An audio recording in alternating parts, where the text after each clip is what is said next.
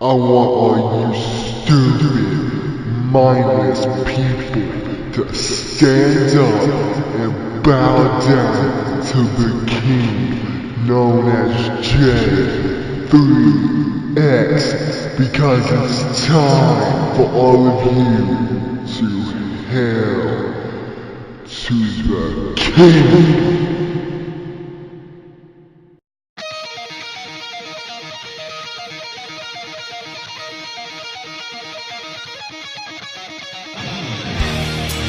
Behold the King of Kings.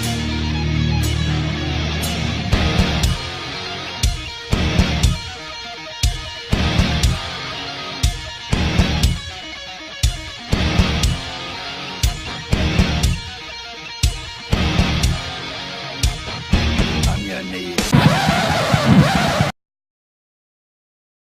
Hey everybody, I'd like to welcome all of you to the J3X show. I'm your host Peyton Burton, aka J3X, and today I'm here to review the TLC Ppv from last night on Sunday. So me and Burtis, before I start, me and Burtis, we did a live stream for a little bit, for like an hour, and then I was really tired, and I was getting kind of bored doing it, to be honest. So I just stopped doing it. So I don't think I'm gonna be doing live streams anymore unless it's a big full pay-per-view. Like Royal Rumble's the next pay-per-view, so I'll probably do a live stream for that. Just because the Rumble's obviously exciting and shit like that, and you have to returns and stuff like that. So I'll probably just do live streams just for big full pay-per-views and a takeover and all the takeovers, because takeovers are very good.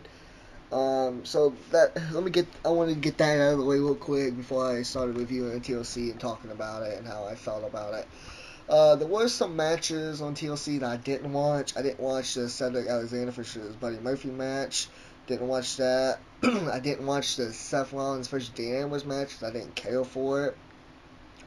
I didn't watch the WWE Championship match because same thing, I didn't care for it.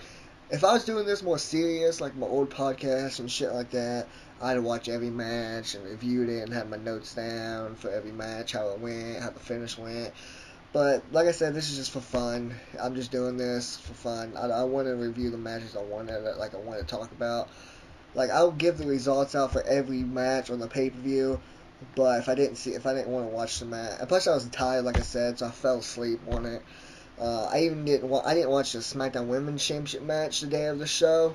I fell asleep, and then when I woke up in the morning, I woke up at like 9 o'clock, and I ended up turning it on to watching the TLC match, TLC SmackDown Women's Championship match, which I'll talk about more later. So let's get into the show. Let me get my things up. Also, I'll talk because we did predictions, and we have this thing called Prediction Champion. So I'll announce how many we got right and who won the Prediction Championship, and I'll give later grades for all these. And if I didn't watch it, I'll just give it a C. So, starting up, we got the WWE Mixed Match Challenge final match between R-Truth and Carmelo vs. Jinder Mahal and Alicia Fox. Winner gets the number 30 entrant in their respective Royal Rumble, and a paid vacation to anywhere they want to go. This was stupid, so I'm giving it an F right off the bat. This was dumb as fuck. The match was terrible, and they just took like the whole like paid vacation, like going to Stamford, Connecticut. They just dragged on way too long. I didn't like it, so I'm giving it an F. Next up, we got the WWE Cruiserweight Championship match, Buddy Murphy versus Cedric Alexander. Oh, R-Truth and Carmelo won that, by the way. I totally forgot to say that. Buddy Murphy ended up winning this, so I'm just going to give it a C because I didn't watch it. I actually heard it was pretty decent, so I'm just going to give it a C. Next up, was this the first? No, fucking, first thing I'm going to say is, why did the Mixed Match Challenge open the fucking TLC pay-per-view? I just said this on a live stream. Why in the hell did that open the pay-per-view? That shouldn't open any show, let alone a damn pay-per-view. Like, that was dumb. So, Randy Orton versus Rey Mysterio in the chairs match. This match was decent. It had pretty cool spots. I got Mysterio. If Mysterio ended up winning, I just said I got Mysterio winning. I'm fucking retarded. Mysterio ended up winning on a cool little roll-up. So, yeah, Mysterio won. Which was surprising, actually. Next up, we got Natalya versus Ruby Riott in the Terribles match. This one, some people liked this. Some people liked this a lot, to be honest. I really didn't. I mean, it was a decent match, don't get me wrong, but I felt like it dragged on too much. Like, Ruby got out the Jim Nighthawk table and placed Nia's face against it, and then Nia got on the sharpshooter, and until Ruby grabbed the Jim Nighthawk table and kind of flipped it back, kind of, and it hit Natalya in the head and knocked her down. But towards the end of the match, I keep wanting to say Nia for some fucking reason. Natalya went outside the ring and grabbed a table that had a Ruby Riott fat head on it, or a decal, what you want to fucking call it. And the crowd actually popped for it, which is weird. And I think that surprised Natalya too, because she kept looking at the crowd like, oh shit, okay. So yeah, Natalya ended up pitting Ruby through the Ruby Riott table with the top rope powerbomb, which was actually pretty cool. I like the finish of it. So I'll give it a C+. It was a decent match, don't get me wrong, but I just felt like it dragged on too much. Maybe because I was tired, maybe if I watched it again it would have been better, but I give it a C+ at best. Next match we got Elias versus Bobby Lashley. This was on a pre-show match. I didn't think it would be, but it was. It was a ladder match, but excuse me. It was a ladder match, but not really a ladder match. If I'd have known this beforehand, I'd probably pick Elias. I would have picked Elias, but it was a guitar match. Guitar is hanging above the ring, and whoever got it, whoever got the guitar wins the match, which was dumb. It should have been whoever got the guitar and use it wins the match, like they did with Jason Jordan and Elias, after SummerSlam. But I don't know. Elias ended up winning. He ended up getting the guitar, and then but Bobby Lashley, he's getting hit Bobby Lashley, but Leo Rush jumped on him, and then they double teamed him, and then Bobby Lashley hit him with the guitar. So Elias wins that one. Next match is a Finn Balor versus Drew McIntyre, just a regular singles match. This match was decent. The Elias Bobby Lashley match, I'll give that a C-. Yeah, C-. Finn Balor versus Drew McIntyre, this match was pretty decent. I enjoyed it. I knew these two would put on a good match. Finn Balor ended up winning due to Dolph Ziggler super kicking Drew McIntyre outside the ring where the ref wasn't looking, and then he went and grabbed a chair, and then McIntyre kicked him in the face. McIntyre got in the ring, threw a Ziggler in the ring, and then Finn Balor hit his drop kick, like shotgun drop kick, whatever he calls that move, into the turnbuckle, and then hit him coup de grace for the 1-2-3, and ended up getting an upset victory, which was surprising, to be honest. I didn't expect that. I could have swore Drew was going to win, which he should have. If you're pushing Drew to be this monster here on Raw, then he should have won, but it's whatever. Next match we get the SmackDown Tag Team Championship, The Bar versus Usos versus the New Day. I keep forgetting to give letter grades. I'm so sorry. Finn Balor versus Drew McIntyre. I'll give that a B-. SmackDown, yeah, they got the SmackDown Tag Team Championship. Bar versus Usos versus New Day. I knew this was gonna be a good match, and it was probably one of the better matches of the night. Top 3, probably, if I had to say so myself. These three teams have great chemistry together. They always perform well together. They're the only 3 tag teams on SmackDown because Sandy D doesn't do shit. They're never on the show. The Cologne's never on the show. Gallows and Anderson, aren't they on SmackDown? Where the fuck have they been? Holy shit, where the hell has Gallows and Anderson been? Oh my god, I forgot they was on SmackDown.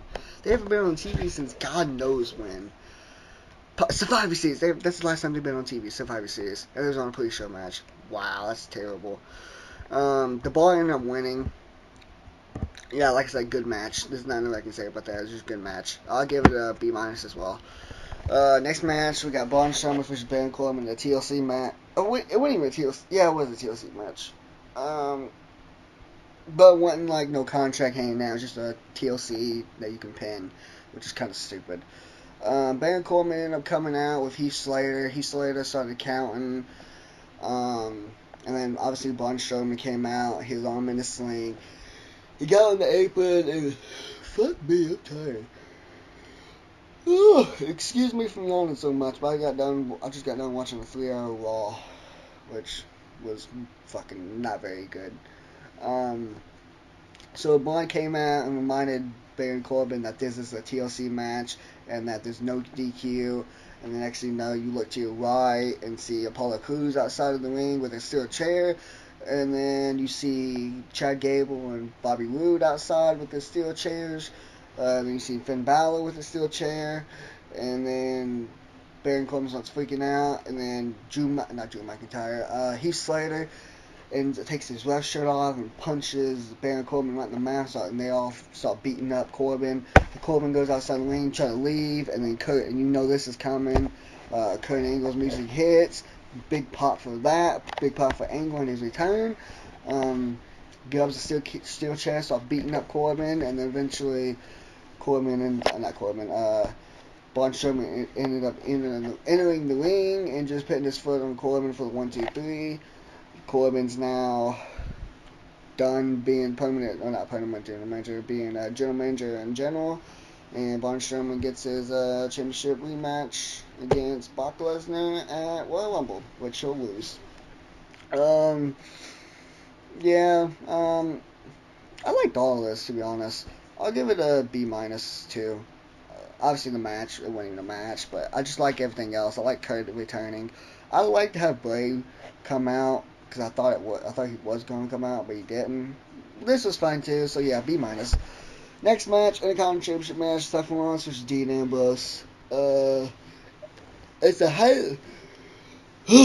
Fuck me. I don't mean to be honest as much, but son of a bitch. Seth Rollins, from what I looked of it, was dominating pretty the whole match, and then Dean Ambrose hit a dirty deeds on him to win. So Dean Ambrose new IC championship. So like I said, I didn't watch the match, so I'm giving it a C. And before I I just gave it a grade of a C. But the whole crowd was chanting, "This is boring," and chanting Becky Lynch the whole match. So they did not like this match at all. It was well a C. I heard Vince McMahon wasn't satisfied with this match. So yeah, I'm just gonna give it a C because I didn't watch it. We get the Raw Women's Championship match next up. Ronda Rousey versus Nia Jax, and oh my God, Ronda Rousey is so fucking good. If you didn't know by now, holy shit, you better listen up and watch, because she is so fucking good. She carried Nia Jax to a good match. I give this a C+ though, because obviously it was Nia. Not Becky Lynch. Ronda Rousey ended up tapping Nia out to the arm boy.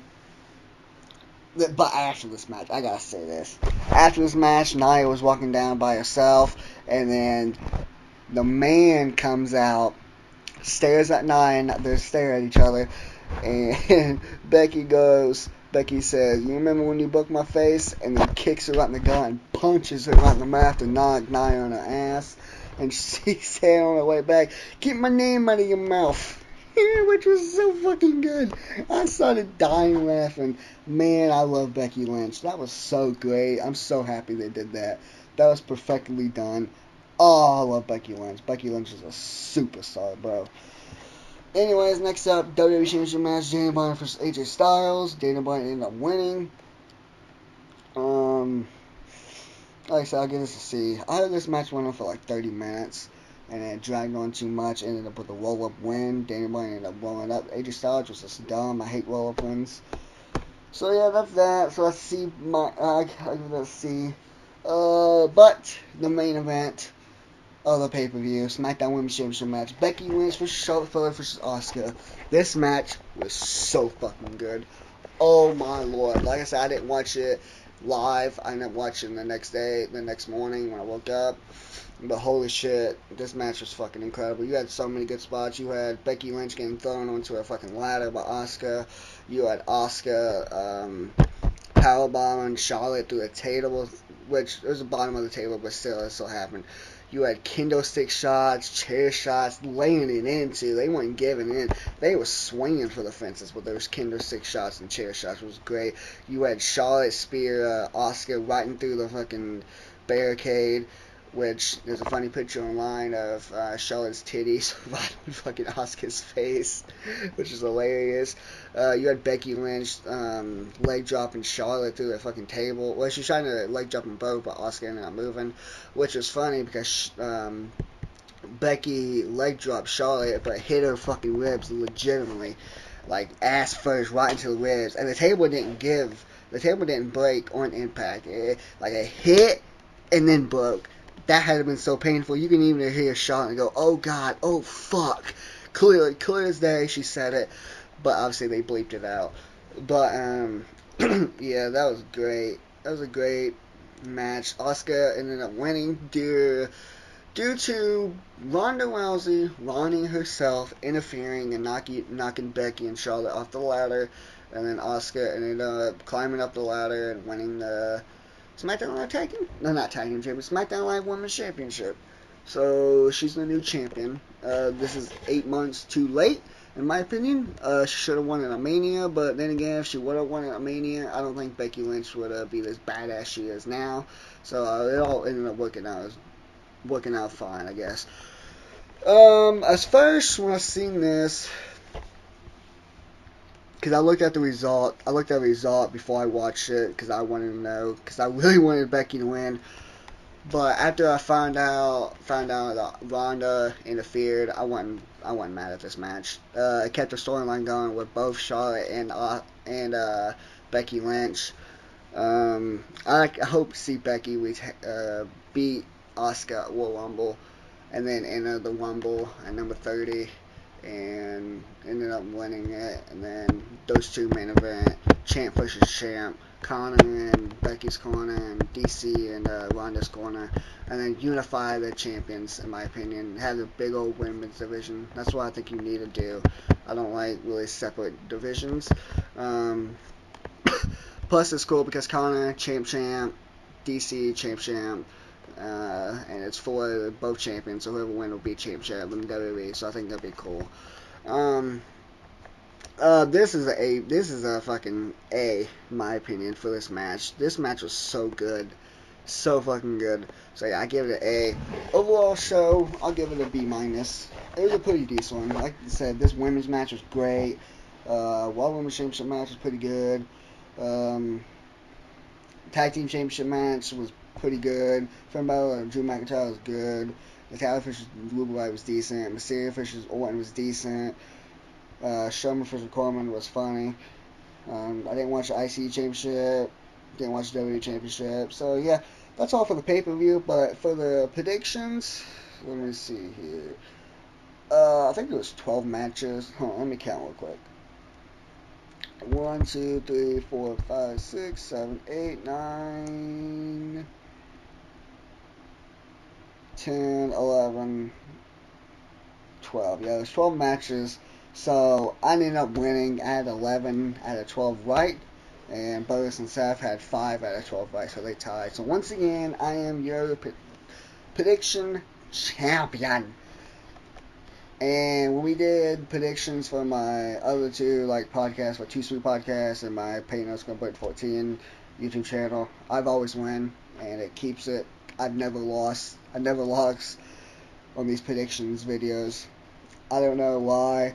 I have watched wrestling longer than them, so that's probably a good reason. But boys, you gotta step up your game if you want to knock down the champ, brother. I'm the Becky Lynch of this prediction shit. Come at me if you want the title. Come at me. I'm the man. You want some, come get some. Bitch. I dare you. I dare you try to do something. I dare you try to take my title away from me, because you can't and you won't, because I am the man of this whole shit. I want it. This is my channel, my title, my time. If you want my title, how about you step up and earn it and try to take it away from me? But you can't, because you won't. You don't have the guts, you don't have the fire that I have inside to take this away from me. This means everything away from me. This means everything to me, everything. I've been prediction champion since we started this whole shit on my other YouTube channel. All the way to the Two Sweet Podcast, and then now, three channels. I've made it. prediction champion. And it's not going to stop here. I ain't going to stop now. You would never defeat me to become prediction champion. So please, at the Royal Rumble pay-per-view, bring your hardest. Give me everything you got. Tag team me. I don't care. 2-1 handicap match. I don't care. I will come out on top. And that's all I gotta say about that. But anyways, that's kind of funny. I thought I could cut a little promo there just for the hell of it. Yeah, if you haven't already, go watch the TLC predictions video we made. It's pretty fun. There will be a live. I'm gonna say right here, I'm only live streaming for the big 4 pay-per-views, like I said at the beginning, and all the NXT takeovers. So there will be a live stream for Royal Rumble, so be prepared for that, and a predictions video for Royal Rumble. So yeah, the next video, I don't know when will be. Like I said, we're only doing pay-per-view predictions and reviewing them, and then with the big pay-per-view, like I said, or takeover, then we'll do a live stream. So I'm not going to review Raw or SmackDown because I don't want to. So yeah, that's the end of the show. Make sure you like, share, subscribe, all that good stuff. Go follow the show on Twitter at J3X Show. Go like me on Facebook, Peyton Burton. Go follow me on Twitter, Instagram, and Snapchat at Kings Burton. Yeah, like, share, subscribe, all that good shit. And peace.